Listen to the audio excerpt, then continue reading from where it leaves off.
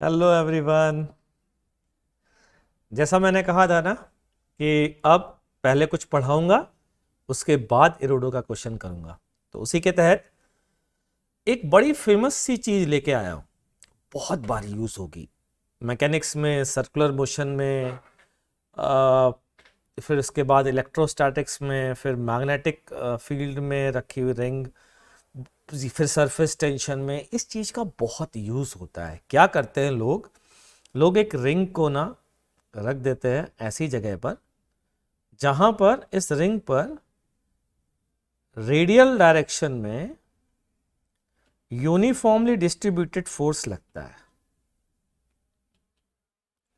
ऐसे मतलब एक प्रकार से आप यूं समझ लीजिए कि रिंग को हर डायरेक्शन में बाहर की ओर खींचा जा रहा है, तो उससे रिंग में टेंशन डेवलप होगी ना बच्चों, तो वो टेंशन पूछी जाती है। अब क्या होता है, ये जो यूनिफॉर्म फोर्स है उसका मतलब क्या है, हर डीएफ सेम एलिमेंट पर magnitude of this force is same, ये मानते हुए, ठीक है।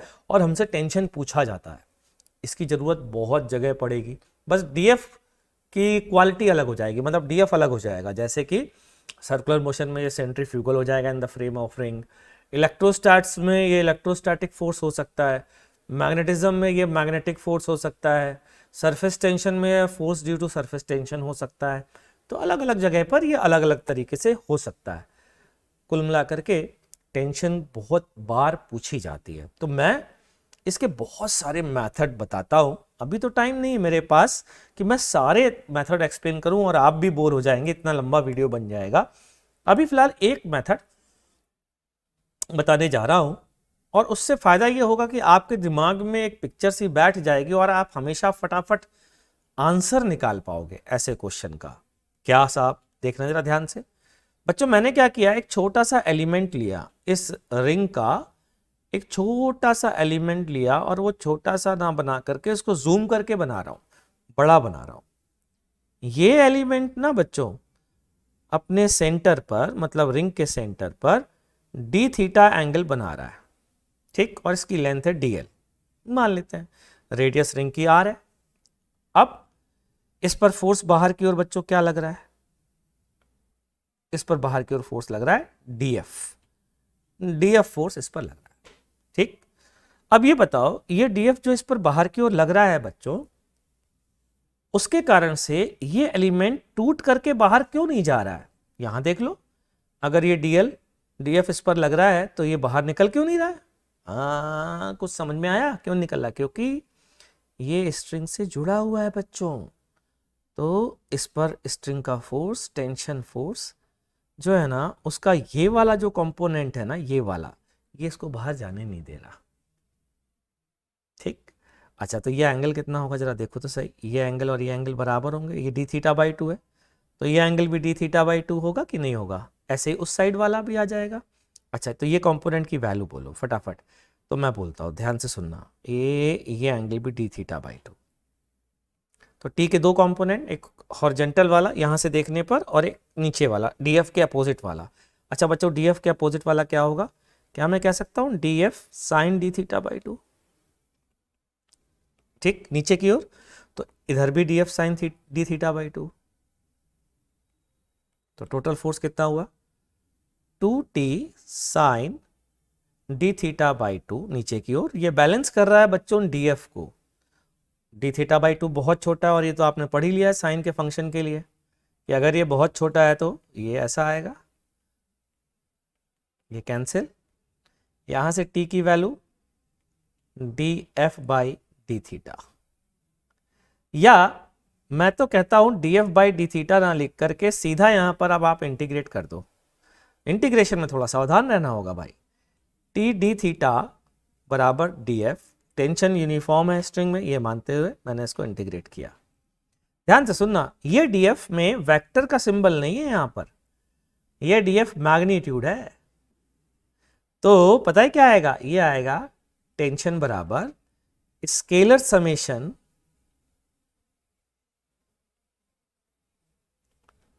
ऑफ डीएफ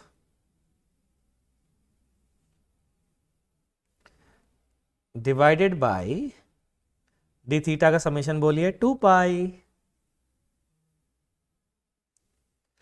बस हो गया। मतलब बताता हूं, एक क्वेश्चन है बड़ा फेमस सा।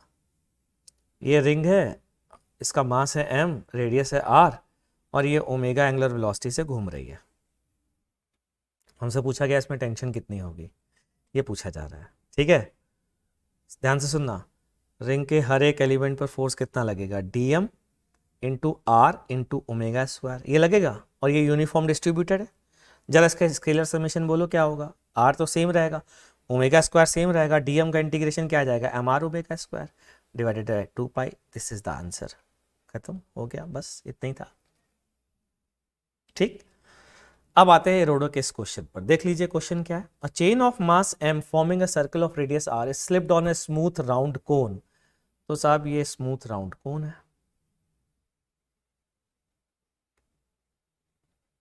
ये कोन है। अच्छा, यहां पर रखी है चेन, ये चेन रखी हुई है, ठीक, और ये घूम रही है।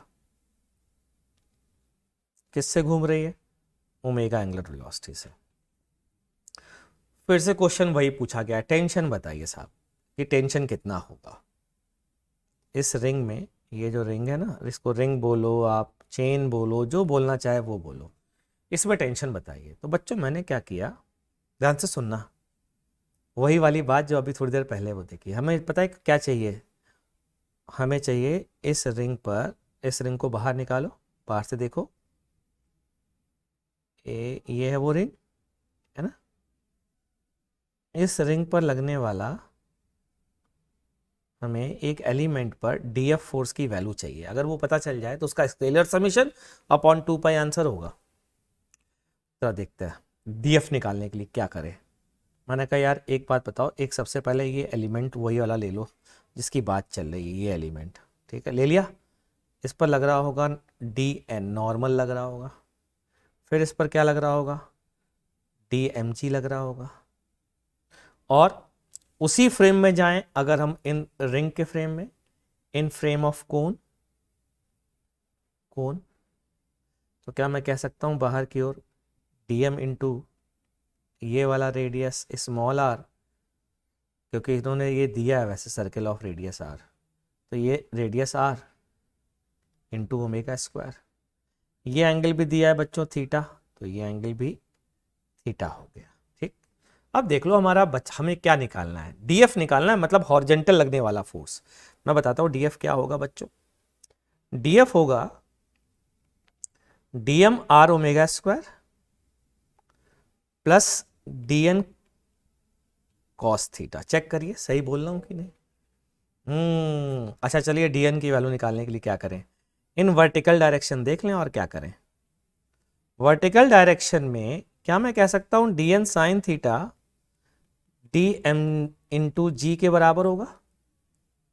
ठीक, तो डी एन की वैल्यू बच्चों यहां से क्या आ गई, D M G upon sine theta. जरा ये वैल्यू वहां पर पुट कर देता हूं, तो ये क्या आ गया, D F equals to D M are omega square plus D N D M into G cot theta sine theta cos theta upon sine theta. ओहो अच्छा, इसका स्केलर समीशन डीएम की जगह क्या आ जाएगा, एम आर ओमेगा स्क्वायर, फिर से यहां पर क्या आ जाएगा, एम जी कॉट थीटा। तो आंसर भी आ गया, अरे गुरुदेव आंसर आ चुका है, m are omega square plus m g cot theta divided by 2 pi is the answer. That's it, हो गया, बस खत्म, खल्लास। ये चीज ध्यान रखिएगा, हो सकता है रोडो के अगले क्वेश्चन में इसकी फिर से जरूरत पड़ जाए। ये चीज तभी वैलिड है जब टेंशन यूनिफॉर्म। टेंशन यूनिफॉर्म कब होगी, अरे कांस्टेंट ओमेगा से घूम रहा है ना भाई, अगर ये एंगुलर एक्सीलरेशन से घूम रहा होता तो टेंशन यूनिफॉर्म नहीं होती। तो जाहिर सी बात है यूनिफॉर्म नहीं होती तो पूछता भी क्यों, ना यूनिफॉर्म होती ना टाइम पर, और दूसरी बात टाइम पर भी डिपेंड करती, बहुत सारी चीजें हो जाती। खैर फिलहाल जब भी रिंग पर यूनिफॉर्मली डिस्ट्रीब्यूटेड फोर्स लगेगा तो टेंशन कैसे निकालनी है, scalar summation of DF divided by 2 पाई। मुझे उम्मीद है कि आपको मेरी बात समझ में आई होगी, और विश्वास मानिए अगर आपको ये समझ में आ गया ना, तो बहुत सारी ऐसी जगह आएंगी जहां आप ये अप्लाई करोगे और आपको ना बहुत अच्छा महसूस होगा जब आप बाकी लोगों से बहुत तेज इस प्रॉब्लम को सॉल्व कर रहे होगे। तो बच्चों मिलते हैं नेक्स्ट वीडियो में, तब तक के लिए टाटा बाय बाय।